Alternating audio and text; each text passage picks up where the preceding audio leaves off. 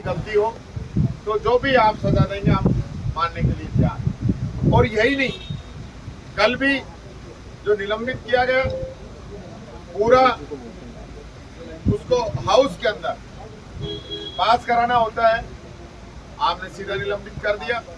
और आज पहले से ही जो सचेतक महोदय हैं वो ये तैयारी करके आए थे कि हमें माननीय सदस्य को 6 महीने के लिए निकालना है। सत्ता पक्ष के द्वारा कल से कोई प्रयास नहीं किए गए।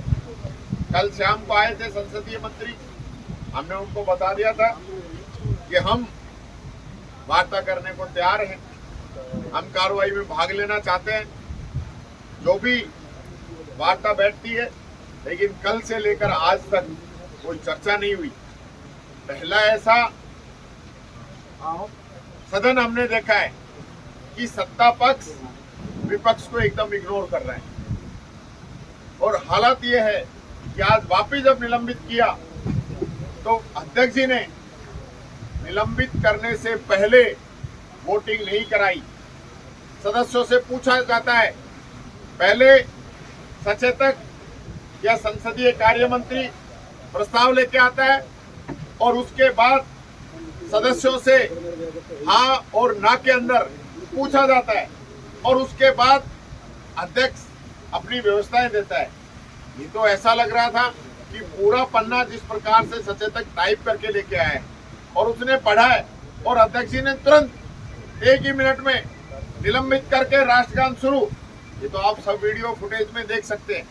ये खुद ही नियमों की पालना नहीं कर रहे हैं। हमारे सदस्य का जो निलंबन किया है वही संविधान और विधानसभा के नियम प्रक्रिया से पूर्णतः विपरीत दिशा में किया गया है। ये बात मैं कहना चाहूंगा, विशेष रूप से मैं ये कहना चाहूंगा, सत्ता दोनों ही जो हमारे क्वेश्चन हैं उनका जवाब हमें आज तक नहीं मिला है। या तो ये बता दें कि संसदीय कार्य मंत्री के बेटे को डबल एजी नियुक्त नहीं किया, क्या ये बता दें कि नए नियम आने के बाद में भी इन्होंने पुराने नियमों में 25/7/24 को नए अधिवक्ताओं की नियुक्ति नहीं की।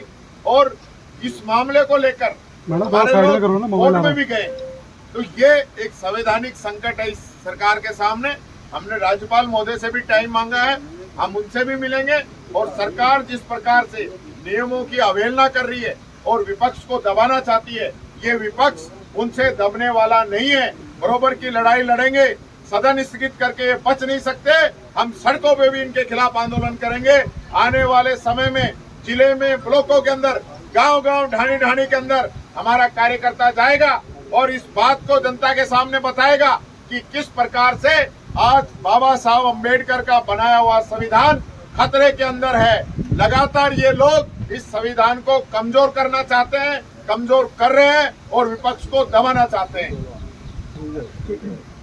मुंबई में बम ब्लास्ट हुआ, उस दिन राहुल गांधी क्लब में लड़कियों के साथ नाच रहे, वो उनको खुद शर्म आनी चाहिए, खुद शर्म आनी चाहिए। राहुल गांधी जी के बारे में मैं सारी बातें बता चुका हूँ। वो एक देशभक्त हैं, उनके पिताजी देश के लिए शहीद हुए, उनकी दादी देश के लिए शहीद हुए, पंडित जवाहरलाल नेहरू देश के लिए कुर्बानी दी है, सब कुछ देश के लिए दिया है।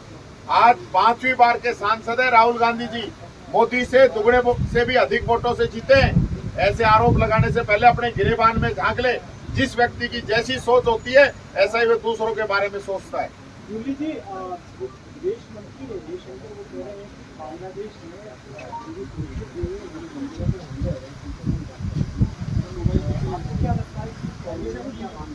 देखिए, मैं ये कहना चाहूंगा, ये खुद ही इस प्रकार के हालात बांग्लादेश जैसे पैदा करना चाह रहे हैं। मैं कहना चाहूंगा, हमारे देश हिंदुस्तान की, भारत की एक खूबसूरती थी कि बाबा साहब अम्बेडकर के संविधान को और प्रजातंत्र को, लोकतंत्र को कांग्रेस ने बचा के रखा। ये लोग जब से सत्ता के अंदर आए हैं ये लोकतंत्र को कमजोर कर रहे हैं। ये हमारी खूबी इसलिए थी कि चाहे श्रीलंका हो, चाहे पाकिस्तान हो, चाहे बांग्लादेश हो, सब जगह तख्ता पलट हुआ है। लेकिन हमारे देश के अंदर हमेशा प्रजातंत्र का राज जो है कायम रहा है। वो खूबसूरती कांग्रेस लेके आई थी। इनकी तरह कभी भी विपक्ष को और आम पब्लिक को डिवाइड करने का काम हम लोगों ने नहीं किया, आज जिस प्रकार के हालात ये पैदा कर रहे हैं, ये मैं समझता हूँ पूरे देश के लिए बहुत ही खतरनाक साबित हो सकते हैं।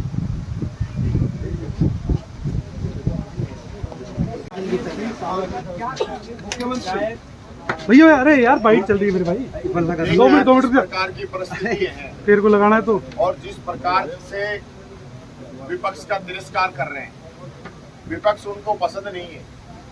और मैं जहां तक समझता हूं, मुझे तो अभी तक कोई निमंत्रण मिला नहीं है। निमंत्रण मिलता जब भी मैं नहीं जाता, मैं उस दिन जाऊंगा जिस दिन ये गांधी फिल्म दिखाएंगे। गांधी फिल्म दिखाएंगे तो टीकाराम जूली जरूर जाएगा। और जिस प्रकार का इनका रवैया है और जिस प्रकार से बुलाना चाहते हैं, इस रवैये में न हम आज जाएंगे न हम कल जाएंगे, हम इनका बहिष्कार करते हैं। टीकाराम एक वो मार्शल वगैरह ये भी कह रहे हैं कि जब उन्होंने मुकेश जी के साथ जो हाथापाई हुई है तो उन्होंने मार्शल को काटा। अब पता नहीं मुकेश ने काटा है या उन्हीं के सदस्यों ने काटा है। जिस प्रकार का गतिरोध सदन के अंदर बना, हमारी महिलाओं के साथ धक्का मुक्की हुई, सुशीला जी इतनी बुजुर्ग है, अनीता जी उनके हाथ के अंगूठे के लगी है, रमीला जी हॉस्पिटल में एडमिट हो गई है, उनके कल से ही तबीयत खराब है, लगातार उनको चक्कर आ रहे हैं, बुखार उनके हो गया है। काफी सदस्यों के साथ इस प्रकार से बर्ताव किया गया, ये सदन में पहली बार नहीं हुआ है। निलंबन भी होता है, बाहर भी निकाला जाता है, लेकिन एक मर्यादा होती है। मार्शल कभी भी धक्का मुक्की नहीं कर सकते, उनको ये नियम है कि वो हटा के सदस्य को ले जा सकते हैं। जिस प्रकार से उन्होंने बदतमीजी की वो गलत है, और हमारे सदस्यों पे आरोप लगाना कि हमने अंगूठा चबाया है, ये गलत है।